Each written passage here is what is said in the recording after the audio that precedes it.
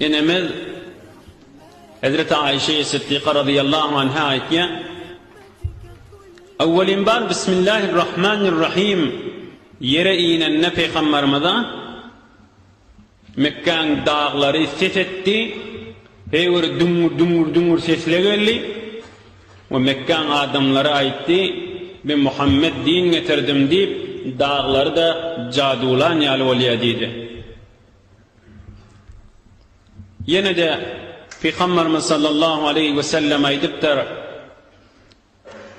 Her kim yerde yatan bir kağıda Bismillahirrahmanirrahim yazılı deyip şunu alsa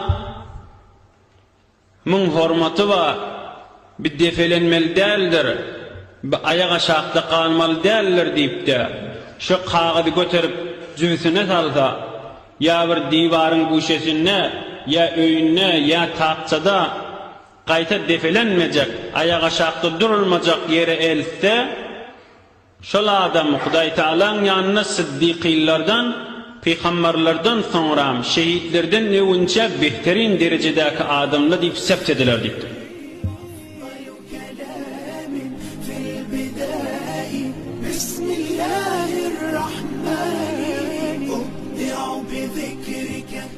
Beşir ibn Harit diyen bir adam varmıştık bir vakit. Bir bazarı var yaqa. Xiyabanın uğrunu görüptür, bir könece kağıt yatıyor. Kağıdı alıp görüptür, görse Bismillahirrahmanirrahim yazılı.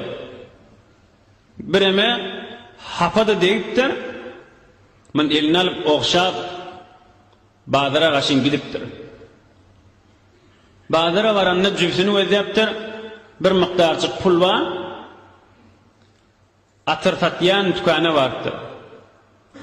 Cübsündeki pullarını çıkarıp bana şu miktar kov atır düşermiş pulu versem bir neçe miktar kov atır düşer mi? Atır satyan hava deyiptir. Pulun düştüğüne var sana kov atırdan verer. Pulunu alıp behterin atırdan şu pulunun düştüğüne var çekip verip ol adam atırı alıp ol kağıdı arasalap atırın hemmesini şu kağıda şefip çalıptır. İyisilce koyuptur. Vay Bismillahirrahmanirrahim ya da kağıdı bizde bolmalı değerli deyip Beşir diyen adam şu iyice deyişinne Huday Teala taraftan ses geltir. Ey Beşir, sen bizim adımızı atırladın, arasaladın ve kov yerden koydun. Biz de sen adını atırlap behterin yerden koyduk. Kessene Beşir dünya ahir iki dünyada gönenlerden olacak dersen deyiptir. Bismillahirrahmanirrahim'in bereketinden.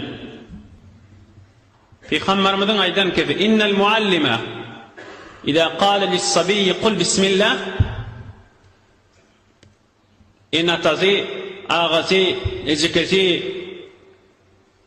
oğlunun elinden tutup mektebe getirip Akın şuna edeb öğret, Kur'an-ı Kerim öğret, namaz öğret deyip getirenine ya öyle yine dedesi hani Bismillah diyenine o çağı da Bismillah diyenine hani Rahmanirrahim diyemeka Bismillah diyenine şu muallim öğretiyen çağıcın öğüdüne yine dedesine beraatun minen nar ottan inşallah şila azat deyip sept bolyalı deyip